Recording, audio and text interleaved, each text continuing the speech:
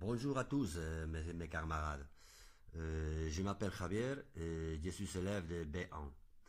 Je vais participer à l'activité Book Tour proposée par l'école. Avant de commencer, je vais vous dire merci de m'écouter. Donc, je vais vous présenter le livre que j'ai choisi et pourquoi. Le titre du livre est Enquête à Saint-Malo, de Nicolas Guerrière, un ingénieur ferroviaire et de l'automobile, et aussi écrivain. Cet écrivain se distingue parce que ses livres sont principalement destinés aux adolescents. Il a écrit plusieurs livres adaptés des français langue étrangère et la plupart d'entre eux sont des tests courts. Je vais tout d'abord résumer un peu le livre. Le titre lui-même nous dit déjà où se passe l'histoire et nous situe. Elle commence pendant les vacances d'été avec la réunion des trois cousins à Saint-Malo. Gaël, qui vit toute l'année à Saint-Malo. Loïc, qui vient d'Alsace, où il vit avec sa famille. Et Sophie, qui habite à Paris chez ses parents. Ils sont tous 15 ans. Gaël est passionné par l'histoire de sa ville et il aime beaucoup la mer et ses trésors. C'est le personnage principal.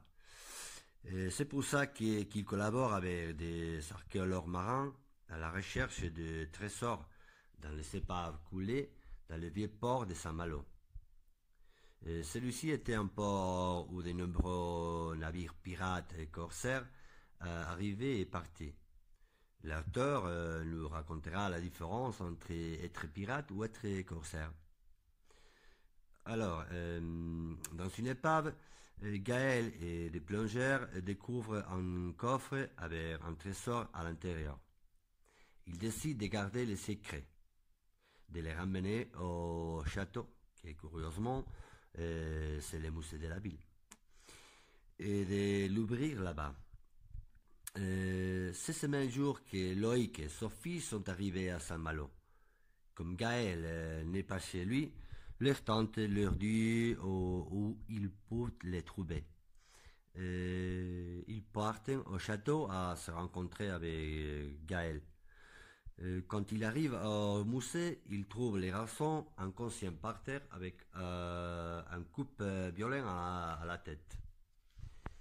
Le coffre avait été volé. À partir de là, l'enquête commence. Il y a de nombreux suspects, archéologues, plongeurs, un chasseur de trésors anglais.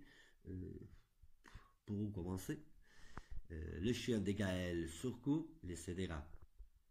À mon avis, c'est un livre, comme je disais, court et facile à comprendre.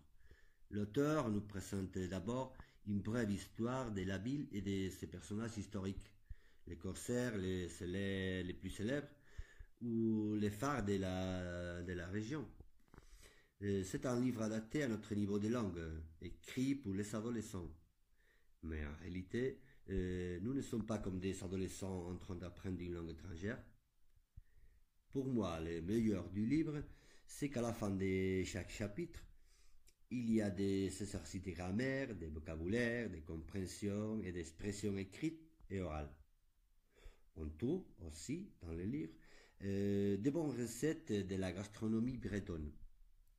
J'ai bien aimé aussi les dialogues entre adolescents car ils utilisent un langage souvent familier. Le livre est livré avec un CD pour écouter l'histoire ou bien pour pratiquer la compréhension orale. Ah, le mieux, c'est que vous n'avez pas besoin de l'acheter, car il est à la bibliothèque de l'école. Alors, allez-y, je vous conseille de le lire.